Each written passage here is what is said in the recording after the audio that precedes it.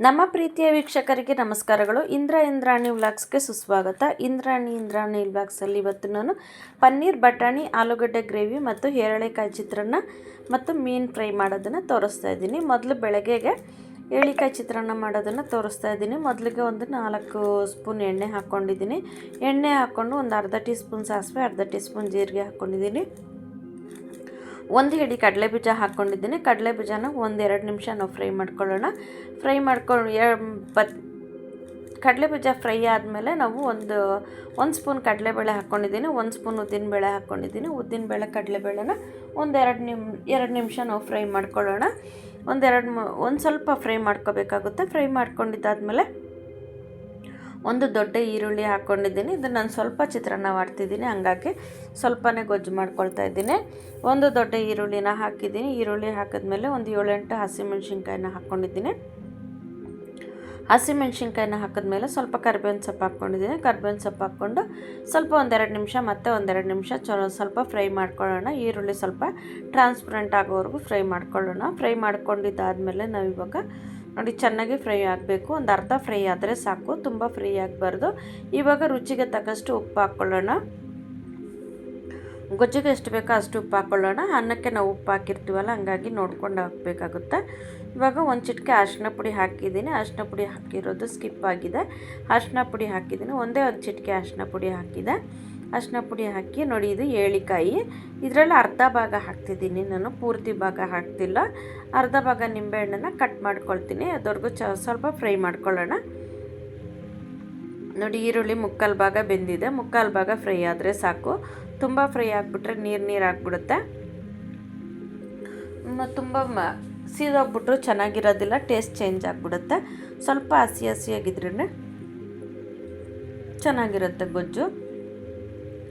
ಹಾಗಾಗಿ ನೋಡಿ, ಇವಾಗ ನಿಮ್ಮ ಏಳಿಕಾಯಿನ ಕಟ್ ಮಾಡಿ ಹಿಂಡ್ಕೊಳ್ತಾ ಇದ್ದೀನಿ. ಹಿಂಡ್ಕೊಂಡು ಇದಕ್ಕೆ ಸೇರಿಸ್ಕೊಳ್ಳೋಣ. ಹಿಂಡ್ಕೊಂಡು ಬೀಜ ಎಲ್ಲ ತೆಗಿಯೋಣ. ಹಿಂಡ್ತಿರೋದು ಕಾಣಿಸ್ತಿದೆ ಅಲ್ಲ ನಿಮಗೆ, ಸೈಡಲ್ಲಿ ಹಿಂಡ್ತಿರೋದು ಕಾಣಿಸ್ತಿದೆ. ಹಂಗಾಗಿ ಹಿಂಡ್ಕೊಂಡು ನಾವಾಗ ಬೀಜ ಎಲ್ಲ ತೆಗೆದ್ಬಿಟ್ಟು ಇದಕ್ಕೆ ಸೇರಿಸ್ಕೊಂಬಿಡೋಣ.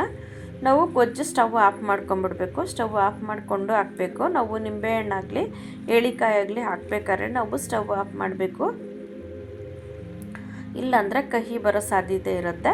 ಹಾಗಾಗಿ ನಾವು ನಿಂಬೆಹಣ್ಣಾಗಲಿ ಏಳಿಕಾಯಿ ಆಗಲಿ ಹಾಕಬೇಕಾದ್ರೆ ನಾವು ಸ್ಟವ್ ಆಫ್ ಮಾಡಿಬಿಟ್ಟೆ ಹಾಕಬೇಕಾಗುತ್ತೆ. ಅದೇ ಬಿಸಿನಲ್ಲಿ ಹಾಕಿದ್ರೆ ಸಾಕು, ಕುದಿಬಾರ್ದು. ನೋಡಿ, ಇವಾಗ ಏಳಿಕಾಯಿ ರಸನ ಹಾಕಿದ್ದೀನಿ. ಏಳಿಕಾಯಿ ರಸ ಹಾಕಿ ಅದನ್ನು ತಿರುಗಿಸ್ಕೊಂಬಿಡೋಣ. ಸ್ಟವ್ ಆಫ್ ಮಾಡಿದ್ದೀವಿ, ಹೆಂಗೋ ತಿರುಗಿಸ್ಕೊಂಬಿಡೋಣ. ತಿರುಗಿಸ್ಕೊಂಬಿಟ್ಟು ಸ್ವಲ್ಪ ಕೊತ್ತಂಬರಿ ಗಾರ್ನಿಷ್ಗೆ ಹಾಕಿದ್ದೀನಿ. ಕೊತ್ತಂಬರಿ ಹಾಕಬೇಕಂತೇನಿಲ್ಲ, ಹಾಕಿದ್ರೆ ಚೆನ್ನಾಗಿರುತ್ತೆ. ಸುಮ್ಮನೆ ಕಲರ್ಗೆ ಅಷ್ಟೇ ಕೊತ್ತಂಬರಿ. ನೋಡಿ, ಇವಾಗ ಗೊಜ್ಜು ಹಾಕ್ಕೊಂಡು ನಾನು ಒಬ್ಬರಿಗೆ ಆಗೋಷ್ಟು ಅನ್ನ ಕಲಿಸ್ಕೊಳ್ತಾ ಇದ್ದೀನಿ. ನಾವು ಒಬ್ಬೊಬ್ಬರಿಗೆ ಕಲಿಸ್ಕೊಳ್ತೀನಿ. ಯಾರು ಬೇಕಾದರೂ ತಿನ್ನುವಾಗ ಕಲಿಸ್ಕೊತಾರೆ, ಒಟ್ಟಿಗೆ ಕಲಿಸಿಡೋದಿಲ್ಲ ಅನ್ನನ. ಹಾಗಾಗಿ ನಾನು ಗೊಜ್ಜು ಸ್ವಲ್ಪ ಸಾಕಾಗಿಲ್ಲ, ಇದು ಸ್ವಲ್ಪ ಗೊಜ್ಜು ಹಾಕ್ಕೊಂಡಿದ್ದೀನಿ. ನಾವು ಕಲರ್ ಜಾಸ್ತಿ ಹಾಕೋದಿಲ್ಲ, ಹಾಗಾಗಿ ನಿಮಗೆ ಲೈಟ್ ಕಲರೇ ಕಾಣಿಸುತ್ತೆ. ಇವಾಗ ನೀವು ಮನೇಲಿ ಮಾಡಿ ನೋಡಿ, ಹೀಗೆ ಚೆನ್ನಾಗಿರುತ್ತೆ. ಮತ್ತು ಇದು ಆರೋಗ್ಯಕ್ಕೂ ಚೆನ್ನಾಗಿರುತ್ತೆ. ಪಿತ್ತ ಇರೋರು ಮತ್ತು ಶುಗರ್ BP ಇರೋರಿಗೆ ಏಳಿಕಾಯಿ ಚೆನ್ನಾಗಿರುತ್ತೆ, ಒಳ್ಳೆಯದು. ಹಂಗಾಗಿ ಆರೋಗ್ಯಕ್ಕೆ ತುಂಬಾ ಒಳ್ಳೆಯದು.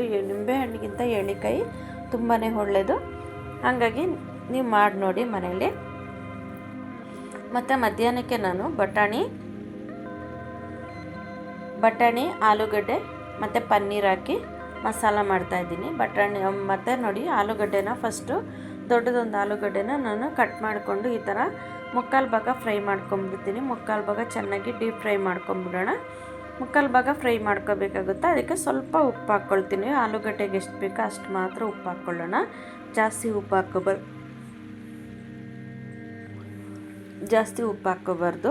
ಆಲೂಗಡ್ಡೆಗೆ ಎಷ್ಟು ಬೇಕೋ ಅಷ್ಟು ಉಪ್ಪನ್ನು ಹಾಕ್ಕೊಂಡು ನಾವೀಗ ಚೆನ್ನಾಗಿ ನೋಡಿ ಯಾವ ಥರ ಫ್ರೈ ಆಗಿದೆ ಅಂಥೇಳಿ. ನೀರಿನ ಅಂಶ ಎಲ್ಲ ಹೊರಟೋಗಿದೆ ಆಲೂಗಡ್ಡೆಯಲ್ಲಿ, ಎಣ್ಣೆ ಮಾತ್ರ ಉಳಿದಿದೆ. ಇದಕ್ಕೆ 1 ಗಡ್ಡೆ ಈರುಳ್ಳಿನ ಸಣ್ಣದಾಗಿ ಪುಡಿಯಾಗಿ ಕಟ್ ಮಾಡಿ ಹಾಕ್ಕೊಂಡಿದ್ದೀನಿ. ಪುಡಿಯಾಗಿ ಕಟ್ ಮಾಡಿ ಹಾಕಿರೋ ಈರುಳ್ಳಿನ ಸ್ವಲ್ಪ 1-2-3 ಸೆಕೆಂಡ್ ನಾವು ಫ್ರೈ ಮಾಡ್ಕೊಳ್ಳೋಣ. ತುಂಬ ಫ್ರೈ ಆಗಬಾರ್ದು, ಹಸಿಯಾಗಿ ಇರಬೇಕು. ಒಂದು 4 ಹಸಿಮೆಣ್ಸಿನ್ಕಾಯಿನ ಹಾಕ್ಕೊಂಡಿದ್ದೀನಿ.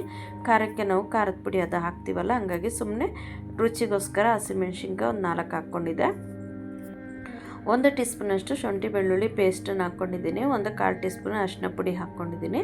ಅರಿಶಿನ ಪುಡಿ ಹಾಕ್ಕೊಂಡು ಇವಾಗ ಹಸಿ ವಾಸನೆ ಹೋಗೋವರೆಗೂ ತಿರುಗಿಸ್ಕೊಳ್ಳೋಣ. ನಾವು ಹಸಿ ವಾಸನೆ ಹೋಗೋವರೆಗೂ ತಿರುಗಿಸ್ಕೊಂಡಿದ್ದಾದಮೇಲೆ 1 ಟೊಮೆಟೊ ಹಾಕ್ಕೊಳ್ತಾ ಇದ್ದೀನಿ.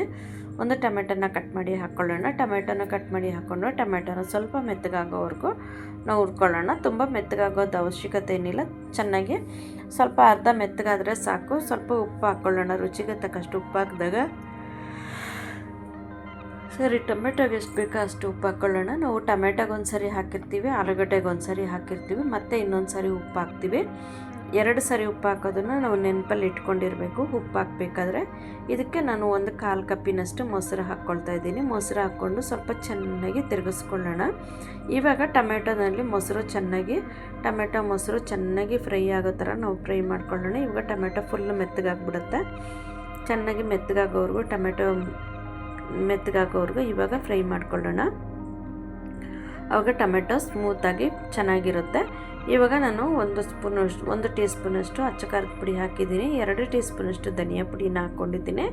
2 ಟೀ ಸ್ಪೂನ್ ಧನಿಯಾ ಹಾಕ್ಕೊಂಡ್ಮೇಲೆ 1/4 ಟೀ ಸ್ಪೂನಷ್ಟು ಚಕ್ಕೆ ಲವಂಗ ಪುಡಿ ಹಾಕ್ಕೊಂಡಿದ್ದೀನಿ.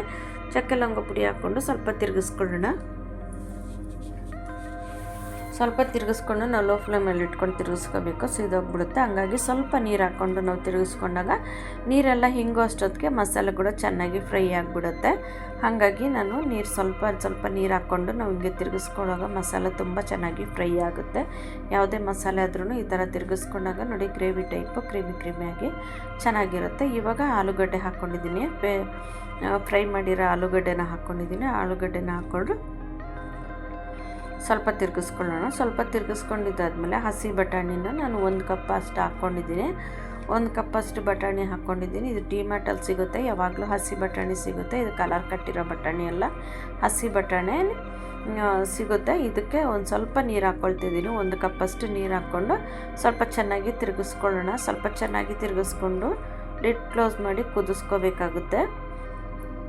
ಉಪ್ಪು ಹಾಕಿದ್ದೀನಿ, ಇವಾಗ 3ನೇ ಸರಿ ಉಪ್ಪು ಹಾಕಿದ್ದೀನಿ ನೋಡಿ. ಇವಾಗ ಉಪ್ಪು ಹಾಕಿದ್ಮೇಲೆ ನಾವು ನೋಡಿಕೊಂಡು ಮಾಡ್ಕೋಬೇಕಾಗುತ್ತೆ. ಇವಾಗ ಲಿಡ್ ಕ್ಲೋಸ್ ಮಾಡಿ ಒಂದು 10 ನಿಮಿಷ ನಾವು ಕುದಿಯಕ್ಕೆ ಬಿಡೋಣ. ಮೀಡಿಯಮ್ ಉರಿನಲ್ಲಿ ಕುದಿಯಕ್ಕೆ ಬಿಡೋಣ, ಸೀದೋಗಬಾರ್ದು. ಮಧ್ಯೆ ತಿರುಗಿಸ್ಕೋಬೇಕಾಗುತ್ತೆ. ಮಧ್ಯೆ ಇವಾಗ ಒಂದು 2 ನಿಮಿಷಕ್ಕೆ ನಾವು ತಿರುಗಿಸ್ಕೋಬೇಕಾಗುತ್ತೆ. ತಿರುಗಿಸ್ಕೊಂಡಿದ್ದಾದಮೇಲೆ ನೋಡಿ ಈ ಥರ ಎಣ್ಣೆ ಎಲ್ಲ ಬಿಟ್ಕೊಂಡಿದೆ, ಬಟಾಣಿನೂ ಬೆಂದಿದೆ. ಬಟಾಣಿ ಬೆಂದಿದ್ದಾದಮೇಲೆ ನಾವು ಇವಾಗ ಇದಕ್ಕೆ ನಾನು 2 ಸ್ಪೂನಷ್ಟು ತೆಂಗಿನಕಾಯಿ, 10 ಗೋಡಂಬಿನ ಹಾಕಿ ರುಬ್ಕೊಂಡಿದ್ದೆ, ಅದರ ಪೇಸ್ಟನ್ನು ಹಾಕ್ಕೊಂಡಿದ್ದೀನಿ.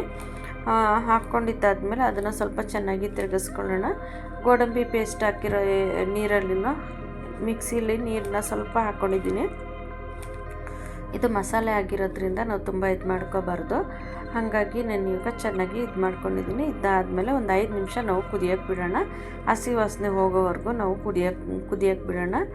ಕುದ್ದ ಮೇಲೆ ನಾವು ಇವಾಗ ನೋಡಿ ಪನ್ನೀರನ್ನ ಹಾಕ್ಕೋಬೇಕಾಗುತ್ತೆ. ಇವಾಗ ಸ್ವಲ್ಪ ಚೆನ್ನಾಗಿ ತಿರುಗಿಸ್ಕೊಂಡು ಉಪ್ಪು ಖಾರ ಎಲ್ಲ ನೋಡಿಕೊಂಡು ಚೆನ್ನಾಗಿ ತಿರುಗಿಸ್ಕೊಂಡು ಒಂದು 5 ನಿಮಿಷ ಕುದಿಯೋಕ್ಕೆ ಬಿಟ್ಬಿಟ್ಟು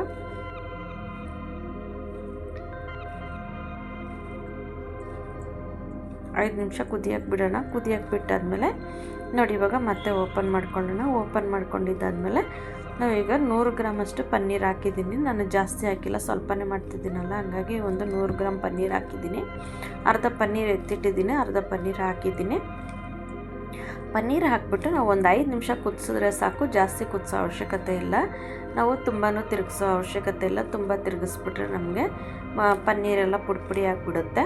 ಹಾಗಾಗಿ ಒಂದು 5 ನಿಮಿಷ ಕುದಿಯೋಕ್ಕೆ ಬಿಡೋಣ. ಮುಚ್ಚಿಬಿಟ್ಟು ಒಂದು 5 ನಿಮಿಷ ನಾವು ಕುದಿಯೋಕ್ಕೆ ಬಿಟ್ಬಿಟ್ಟು ಸ್ಟವ್ ಆಫ್ ಮಾಡ್ಕೊಂಬಿಡೋಣ. ಸ್ಟವ್ ಆಫ್ ಮಾಡ್ಕೊಂಬಿಟ್ರೆ ಸರಿ ಹೋಗ್ಬಿಡುತ್ತೆ. ಸ್ಟವ್ ಆಫ್ ಮಾಡ್ಕೊಂಬಿಟ್ಟು ನೋಡಿ ಒಂದು 2 ಸ್ಪೂನಷ್ಟು ಬೆಣ್ಣೆ ಹಾಕಿದ್ದೀನಿ. ಬೆಣ್ಣೆ ಹಾಕಿದ್ಮೇಲೆ 1-2 ಸ್ಪೂನಷ್ಟು ನಾನು ಫ್ರೆಶ್ ಕ್ರೀಮ್ ಕೂಡ ಹಾಕ್ಕೊಂಡಿದ್ದೀನಿ. ಫಸ್ಟೇ ಒಂದು ಸರಿ ಹಾಕಿದ್ದೆ, ಸ್ಕಿಪ್ ಆಗಿಬಿಡ್ತು, ಅದಕ್ಕೆ 2ನೇ ಸರಿ ಹಾಕಿದ್ದೀನಿ. ಇಷ್ಟು ಹಾಕಿದ್ದೀನಿ. ಮೊದಲನೇ ಸರಿ ಸ್ವಲ್ಪ ಜಾಸ್ತಿನೇ ಹಾಕಿದ್ದೀನಿ, ಹಂಗಾಗಿ 2ನೇ ಸರಿ ಹಾಕಿದ್ದೀನಿ. ಒಟ್ಟು 4 ಸ್ಪೂನು ಬೆಣ್ಣೆ ಹಾಕಿದ್ದೀನಿ, 2 ಸ್ಪೂನಷ್ಟು ಫ್ರೆಶ್ ಕ್ರೀಮ್ ಹಾಕಿದ್ದೀನಿ. ಸ್ವಲ್ಪ ಕೊತ್ತಂಬರಿ ಹಾಕ್ಬಿಟ್ಟು ಸ್ಟವ್ ಆಫ್ ಮಾಡ್ಕೊಂಬಿಡೋಣ, ಸರಿ ಹೋಗುತ್ತೆ. ಮೀನು ಫ್ರೈಗೆ ನೋಡಿ ನಾನು ಇವಾಗ ಒಂದು ಅರ್ಧ ಟೀ ಸ್ಪೂನಷ್ಟು ಅರಿಶಿನ ಪುಡಿ ಹಾಕಿದ್ದೀನಿ, ಅರ್ಧ ಟೀ ಸ್ಪೂನಷ್ಟು ಕಾಳು ಮೆಣಸು ಹಾಕಿದ್ದೀನಿ, 1 ಟೀ ಸ್ಪೂನಷ್ಟು ಧನಿಯಾ ಪುಡಿ ಹಾಕಿದ್ದೀನಿ. ಧನಿಯಾ ಪುಡಿ ಹಾಕಿದ್ಮೇಲೆ 1 ಟೀ ಸ್ಪೂನಷ್ಟು ಖಾರದ ಪುಡಿನ ಕೂಡ ಹಾಕ್ಕೊಂಡಿದ್ದೀನಿ.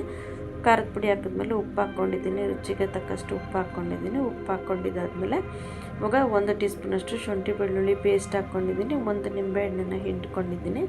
ನಿಂಬೆಹಣ್ಣನ್ನು ಹಿಂಡ್ಕೊಂಡಾದ್ಮೇಲೆ ಇವಾಗ ನೋಡಿ 1 ಸ್ಪೂನಷ್ಟು ಎಣ್ಣೆನ ಹಾಕ್ಕೊಂಡಿದ್ದೀನಿ. ಎಣ್ಣೆ ಹಾಕ್ಕೊಂಡ್ಮೇಲೆ 1/4 ಟೀ ಸ್ಪೂನಷ್ಟು 1/4 ಕಪ್ಪಿನಷ್ಟು ಮೊಸರನ್ನ ಹಾಕ್ಕೊಂಡು ಚೆನ್ನಾಗಿ ಫ್ರೈ ಮಾಡ್ಕೊಳ್ತಾ ಇದ್ದೀನಿ.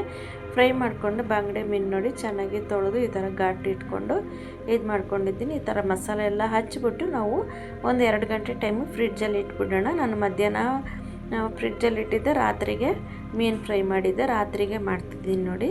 ರಾತ್ರಿಗೆ ಈ ಥರ ಪ್ಯಾನಲ್ಲಿ ನಾನು ಸ್ವಲ್ಪ ಎಣ್ಣೆ ಹಾಕ್ಕೊಂಡಿದ್ದೀನಿ. 4-5 ಸ್ಪೂನ್ ಎಣ್ಣೆ ಹಾಕ್ಕೊಂಡು ಇದನ್ನು ಚೆನ್ನಾಗಿ ಜೋರು ಉರಿನಲ್ಲಿ ಸ್ವಲ್ಪ ಇಟ್ಟಿದ್ದೀನಿ. 1-2 ನಿಮಿಷ ಜೋರು ಉರಿನಲ್ಲಿಟ್ಟು ಸ್ಟವ್ ಮೀಡಿಯಮ್ ಉರಿನಲ್ಲಿ ಇಟ್ಕೊಂಡಿದ್ದೀನಿ. ಮೀಡಿಯಮ್ ಉರಿನಲ್ಲಿ ಇಟ್ಕೊಂಡು ನೋಡಿ ಅರ್ಧ ಬೆಂದ ಮೇಲೆ ನಾವು ತಿರುಗಿಸ್ಕೋಬೇಕಾಗುತ್ತೆ. ಸೀದೋಗ್ಬಿಡುತ್ತೆ ನೋಡಿಕೊಂಡು. ಮುಚ್ಚೋದ್ರಿಂದ ಘಾಟ್ ಬರೋದಿಲ್ಲ, ನಮಗೆ ಮೀನು ಕೂಡ ಫ್ರೈ ಆಗುತ್ತೆ, ಬೇಯುತ್ತೆ ಒಳಗಡೆ. ಹಂಗಾಗಿ ನೋಡಿ ಇವಾಗ ತಿರುಗಿಸ್ಕೊಂಡಿದ್ದೀನಿ. ತಿರುಗಿಸ್ಕೊಂಡು ಓಪನ್ ಮಾಡಿಬಿಡೋಣ, ಮುಚ್ಚೋದೇನು ಬೇಡ. ಇವಾಗ ತಿರುಗಿಸ್ಕೊಂಡು ನಾವು ಆ ಕಡೆ ತಿರುಗಿಸ್ಕೊಂಡು 2-3 ಸರಿ ತಿರುಗಿಸ್ಕೋಬೇಕಾಗುತ್ತೆ. ತಿರುಗಿಸ್ಕೊಂಡು ನೋಡಿ ಇದರಲ್ಲಿ ನೀರು ನೊರೆ ಬರ್ತಿದೆಯಲ್ಲ ಎಣ್ಣೆ, ಈ ನೊರೆ ಎಲ್ಲ ಕಡಿಮೆ ಆದರೆ ನಮಗೆ ಮೀನು ಫ್ರೈ ಆಗಿರುತ್ತೆ, ಚೆನ್ನಾಗಿ ಬೆಂದಿರುತ್ತೆ ಅಂತ ಅರ್ಥ ಆಗುತ್ತೆ. ನೋಡಿ ಇನ್ನು ಸ್ವಲ್ಪ 3/4 ಭಾಗ ಬೆಂದಿದೆ. ಈಗ ಇನ್ನು ಸ್ವಲ್ಪ ಎಣ್ಣೆ ಎಲ್ಲ ಕಮ್ಮಿ ಆದಮೇಲೆ ನೋಡಿ ಇವಾಗ ಮೀನು ಫ್ರೈ ಆಗಿದೆ. ನೀವು ಮನೇಲಿ ಮಾಡಿ ನೋಡಿ ಹೇಗೆ ಅನ್ನಿಸ್ತು ಅಂತ ಕಮೆಂಟ್ ಬಾಕ್ಸಲ್ಲಿ ತಿಳಿಸಿ. ನಮ್ಮದು ಇನ್ನೂ 1 ಚಾನಲ್ ಇದೆ, ಇನ್ನೂ 2 ಚಾನಲ್ ಇದೆ. ಇಂದ್ರಾಣಿ ವ್ಲಾಗ್ಸ್ ಒಂದು, ಇಂದ್ರಾ ಮನೆ ಅಡುಗೆ ಒಂದು, 2 ಚಾನಲ್ ಇದೆ. 2 ಚಾನಲ್ಗೂ ಸಪೋರ್ಟ್ ಮಾಡಿ, ನಿಮಗೆ ಫ್ರೆಂಡ್ಸ್ಗೆ ನೆಂಟರಿಗೆಲ್ಲ ಶೇರ್ ಮಾಡಿ. ನಮ್ಮ ವೀಡಿಯೋನ ಸ್ಕಿಪ್ ಮಾಡಿದೆ ನೋಡಿದ್ದಕ್ಕಾಗಿ ಧನ್ಯವಾದಗಳು ವೀಕ್ಷಕರೇ. ನಮಸ್ಕಾರ.